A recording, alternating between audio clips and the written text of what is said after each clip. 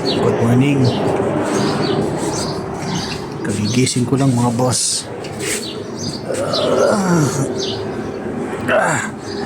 Time check, mag-alas 11 na dito. Naluto tayo ng kakainin natin mga boss. May biniling atay si Mrs. kahapon. Nilinis ko na. Yan o. Gasan ko na yan.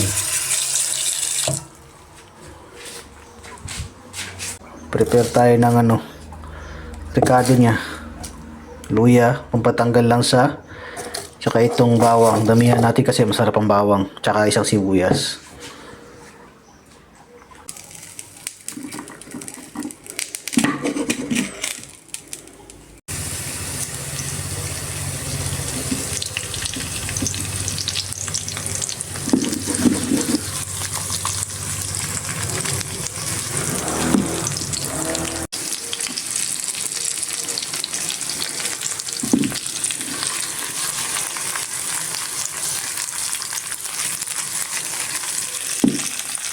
Salang na natin itong katay natin mga boss.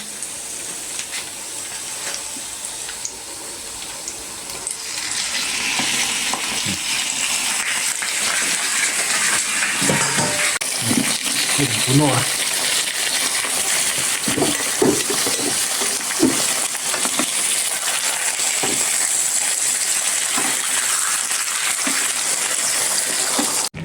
Ayan. Nilagyan ko na ng soy sauce yan mga boss. Tsaka nilagyan ko na rin ng magic sarap tsaka paminta. So ngayon, papakuluin lang muna natin siya para matuyo. Patutuyuin din natin. Yan. Kulong-kulo na yung ating atay mga boss. Oh. Pinapatuyo na lang natin. Ayan. Sarap yan. Tapos kahapon yung niluto natin yung tuna, may natira pang sabaw na.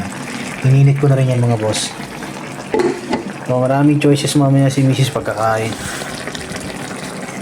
Bumili din pala siya ng prutas kahapon to.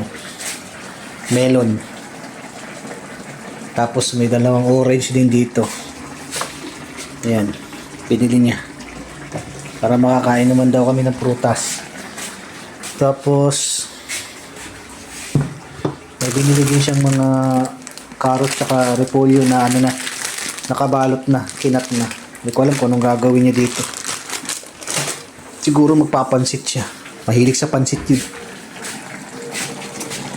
Siya ang lagi nagluluto pagka gusto niya magpansit. Kaya yung tawag nito, yung kanyang salad. Ayun mga boss oh. Tuyo na, wala na siyang sabaw. Kaya na tayong kumain. Tara kumain mga boss, kain tayo. Ayun ang ating ulam ngayon. Ay ating nilutong adobo sa atay, yung tuna na sinabaw natin, tsaka konting kanin. Ayan. Maraming salamat po.